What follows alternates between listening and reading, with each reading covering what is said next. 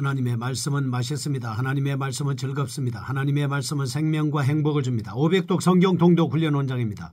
여수 살리는 교회 임기환 목사가 하나님의 말씀을 봉독하고 전하는 시간입니다. 함께 하시면 기적이 일어납니다. 알람을 설정하시고 들으시면 좋겠습니다. 본방송은 유튜브에서 성경 통독 임기환 검색하시고 구독하시면 계속되는 하나님의 말씀 업데이트를 통해서 은혜 받으실 수 있습니다. 오늘은 시편 48편을 봉독합니다. 그리고 하나님 말씀을 전하겠습니다. 시편 48편. 고라자손의 시 곧 노래. 여호와는 위대하시니 우리 하나님의 성 거룩한 산에서 극진히 찬양 받으시리로다. 터가 높고 아름다워 온 세계가 즐거워하며 큰 왕의 성 곧 북방에 있는 시온산이 그러하도다. 하나님이 그 여러 궁중에서 자기를 요새로 알리셨도다.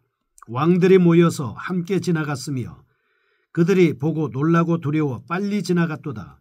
거기서 떨림이 그들을 사로잡으니 고통이 해산하는 여인의 고통 같도다. 주께서 동풍으로 다시스의 배를 깨뜨리시도다.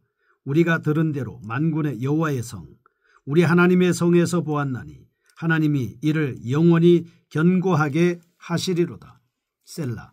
하나님이여 우리가 주의 전 가운데에서 주의 인자하심을 생각하였나이다.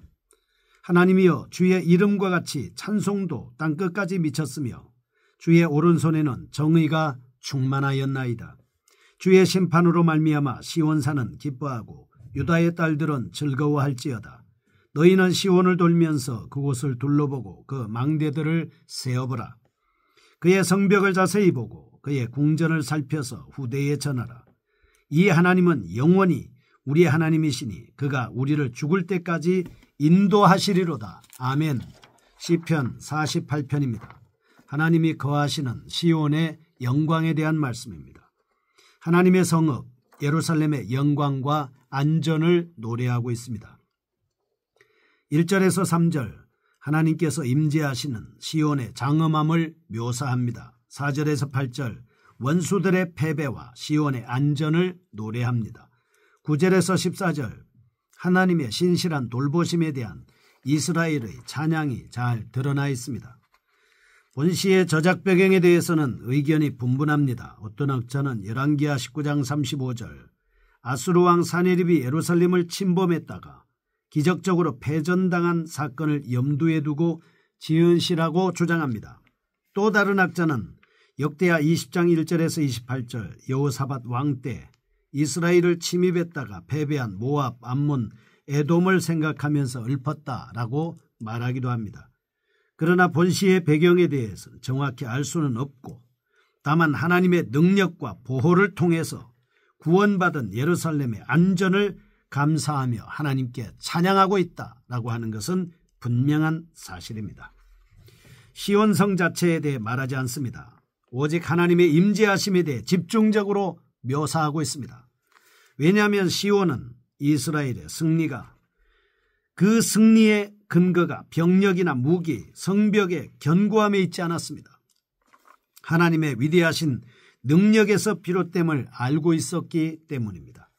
시인은 예루살렘의 옥좌에 앉아 계시는 하나님의 보호와 영광을 찬양하고 있습니다.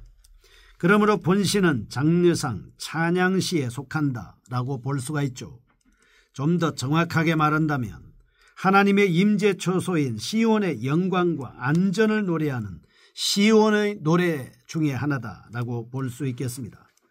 시인은 본시에서 하나님의 자비하심과 공의로우심으로 인하여 시온을 지키시고 강대한 열방을 패퇴시킨 하나님의 섭리를 그 감격적으로 바라보고 있는 것을 보게 됩니다. 1절에서 3절입니다. 시온의 아름다움에 대한 찬미입니다. 거룩한 성 시온의 아름다움이 인상 깊게 묘사되고 있습니다. 1절 여호와는 위대하시니 우리 하나님의 성 거룩한 산에서 극진히 찬양 받으시리로다 이렇게 말씀합니다. 여호와의 광대하심에 대한 찬송입니다. 2절과 3절 터가 높고 아름다워 온 세계가 즐거워하며 큰 왕의 성 곧 북방에 있는 시온산이 그러하도다. 3절 하나님이 그 여러 궁중에서 자기를 요새로 알리셨도다 말씀합니다. 시온의 영광을 선포하고 있습니다.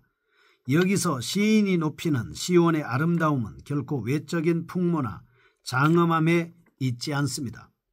오직 하나님의 임재하심에 근거하고 있습니다. 이스라엘 백성들이 하나님이 임재하실 때, 구름 가운데서 임재하실 때, 그리고 불 가운데 임재하실 때 그 장엄함이 대단했습니다. 시온 시내산에서 하나님의 임재하실 때 그 웅장함은 굉장했다라고 기록하고 있습니다. 시온은 여호와의 내재를 통해서 열국가 피난처가 되시며 복의 전달자가 됐습니다. 하나님과 함께하는 예루살렘 백성들의 삶은 이방 민족들의 귀감이 됐습니다. 동시에 부러움의 대상이 되기도 했습니다. 그런데 시인은 하나님에 대해 단지 이스라엘의 주라고 제한하지 않습니다. 열국의 왕이며 피난처라고 말씀을 하고 있습니다. 한 나라의 왕이 아니라 온 세상의 왕이고 온 우주의 왕이신 것이죠. 그리고 한 나라의 피난처가 아니라 이 지구 전체 모두가 하나님을 경외하면 하나님이 피난처가 될 수 있다라고 말씀을 하고 있는 것입니다. 하나님께서는 민족과 인종을 초월하십니다. 하나님을 찾는 모든 자에게 기꺼이 피난처가 되는 것입니다. 다윗은 여호와를 고백할 때 나의 방패시요 나의 피난처다라고 그렇게 그는 계속 고백하고 있습니다. 여러분과 저의 피난처도 마찬가지입니다. 하나님이십니다. 우리의 피난처는 예수 그리스도입니다. 예수 그리스도의 보혈, 예수 그리스도의 십자가를 믿는 그 도를 믿는 그 믿음이야말로 방패가 되어서 우리의 피난처가 되는 것입니다. 그러므로 우리는 어떠한 상황 속에서도 주님께 나아가 도움을 구해야 합니다. 아울러 모든 족속들에게 아름다운 예루살렘 곧 하나님 나라를 전파해야 한다라고 하는 것을 알 수 있습니다. 4절에서 8절입니다. 영원히 견고한 시온의 안전에 대한 말씀입니다. 시온에 임재하신 하나님의 광대하심을 찬양한 후에 시인은 4절에서 7절까지 원수의 멸망에 대해서 말씀을 하고 있습니다. 8절은 만군의 여호와께서 시온을 견고케 하셨음을 찬양하고 있습니다. 4절에서 7절입니다. 우리를 위하여 왕들이 모여서 함께 지나갔으며 그들이 보고 놀라고 두려워 빨리 지나갔도다. 거기서 떨림이 그들을 사로잡으니 고통이 해산하는 여인 고통 같도다. 주께서 동풍으로 다시스의 배를 깨뜨리시도다. 우리가 들은 대로는 만군의 여호와의 성 우리 하나님의 성에서 보았나니 하나님이 이를 영원히 견고케 하시리로다 말씀하고 있습니다. 먼저 시인은 하나님의 능력을 통해서 강대한 힘을 소유한 열방이 완전히 패배당했음을 비유법을 사용해서 생생하게 묘사하고 있습니다. 이러한 진술을 함에 있어서 시인은 이스라엘의 군사력이나 전술을 사용하여 생생하게 묘사하고 있습니다. 이러한 진술을 함에 있어서 시인은 이스라엘의 군사력이나 전술에 대해서는 일체 언급을 하지 않습니다. 이것은 침략 세력의 패배 원인이 이스라엘의 힘에 있지 않고 오직 하나님의 간섭과 능력에 달려있음을 상징적으로 보여주고 있기 때문입니다. 대적들은 하나님께서 허용하시는 동안에는 무패의 위용을 자랑할 수는 있겠죠. 그러나 하나님께서 작정하신 날이 임하면 아무리 강성한 세력도 풍비박산나고 마는 것입니다. 시인은 이러한 자각을 가지고 대적의 파멸을 담담하게 기술하고 있습니다.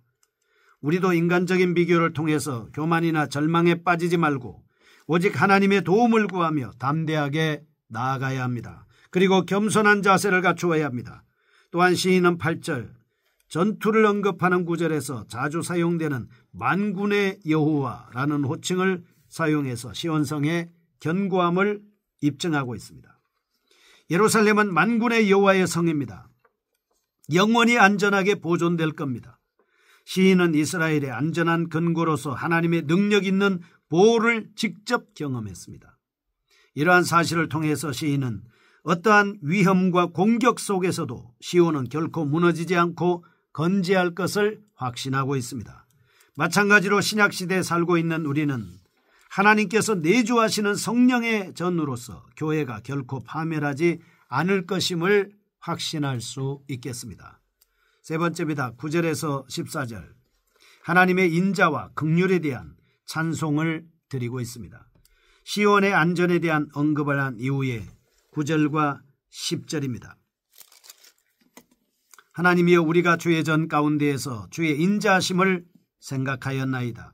하나님이여 주의 이름과 같이 찬송도 땅끝까지 미쳤으며 주의 오른손에는 정의가 충만하였나이다 말씀합니다. 성전에서 주의 인자와 정의의 실체와 그것이 미치는 범위에 대해서 자각해서 깨닫고 있습니다.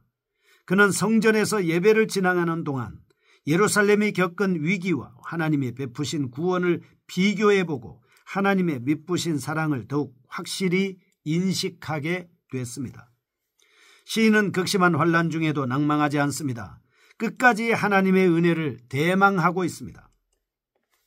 사실 우리의 인생을 회고해보면 하나님께서 베푸신 긍휼이 우리가 당한 슬픔과 고통보다 훨씬 강렬함을 알 수 있지 않겠습니까? 그러므로 우리는 난관에 봉착했을 때 불평과 원망을 버리고 하나님의 신실하신 돌보심을 의뢰하면서 극복해야 할 것입니다. 시인은 하나님의 언약적 신실성을 의지하면서 하나님의 이름과 찬송이 땅끝까지 확산된다고 강조하고 있습니다. 하나님의 구원과 사랑은 무한합니다. 그리고 오묘합니다. 시인은 11절 주의 심판으로 말미암아 시온산은 기뻐하고 유다의 딸들은 즐거워할지어다. 이러한 하나님의 성품을 감지하면서 더욱 열정적으로 찬양할 수 있었습니다. 우리도 이처럼 하나님의 은혜를 깊이 생각하면 더욱 절실한 마음으로 하나님을 찬양할 수 있습니다. 또한 시인은 12절과 13절 너희는 시온을 돌면서 그곳을 둘러보고 그 망대들을 세워보라. 그의 성벽을 자세히 보고 그의 궁전을 살펴서 후대에 전하라. 아멘.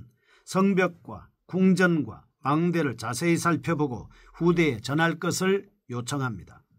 이 말은 시온의 풍모와 위용을 관찰하라는 의미가 아닙니다. 흔적들을 발견해서 보존하라는 뜻입니다. 우리는 흔히 외형에 집착하여 본질을 망각하는 경향이 있습니다. 그러므로 시인은 예루살렘의 승리에만 집중하지 말고 배후에서 역사하신 하나님께 관심을 가져라 라고 촉구하고 있습니다. 아울러 시인은 이러한 하나님의 구원 사역을 혼자만의 전유물로만 독점하지 말고 이웃과 후손들에게 나누어 주라고 호소하고 있습니다. 14절 이 하나님은 영원히 우리 하나님이시니 그가 우리를 죽을 때까지 인도하시리로다 말씀합니다. 하나님의 인도가 죽음 너머의 세계로 연장될 것을 확신하고 있습니다. 전도와 신앙교육을 강조해야 하는 대목이죠. 왜? 하나님 나라가 있기 때문입니다. 죽음 이후에 영생이 있기 때문입니다. 그러므로 신약시대에 살고 있는 우리는 하나님의 영원한 인도를 기대하면서 하나님의 복을, 하나님 나라의 말씀을, 하나님의 복음을, 예수 그리스도를 이웃과 후손들에게 전하는 데 힘써야 하겠습니다. 교훈입니다. 8절 우리가 들은 대로 만군의 여호와의 성 우리 하나님의 성에서 보았나니 하나님이 이를 영원히 견고케 하시리로다. 하나님의 임재하심이 가장 큰 복입니다. 예루살렘은 외적으로 볼 때 다른 열강의 수도에 비해 특별히 유리할 입지 조건이 아니었지만 하나님의 내주를 통해서 영원한 평강을 누리게 됐습니다. 예루살렘입니다. 3절 하나님은 성도들의 유일한 피난처입니다. 하나님이 그 여러 궁중에서 자기를 요새로 알리셨도다. 아멘. 하나님 안에 있으면 아무리 위태로운 상황이 전개된다 할지라도 결코 멸망하지 않습니다. 하나님을 떠나 있으면 대단히 호의적인 환경이 조성된다 할지라도 궁극적으로는 패망할 수밖에 없습니다. 셋째 14절 하나님은 성도들을 끝까지 인도하고 계시는 겁니다. 지금도 인도하고 있습니다. 거룩하신 하나님 안에서 말씀 안에서 여호와를 의지하며 사는 저희가 되게 하여 주옵소서. 예수님의 이름으로 기도합니다. 아멘. 여수 살리는 교회 임기환 목사였습니다. 지금 극동방송을 듣게 하십시오. 기적이 일어납니다. 우리는 지금 생명을 전하고 있습니다.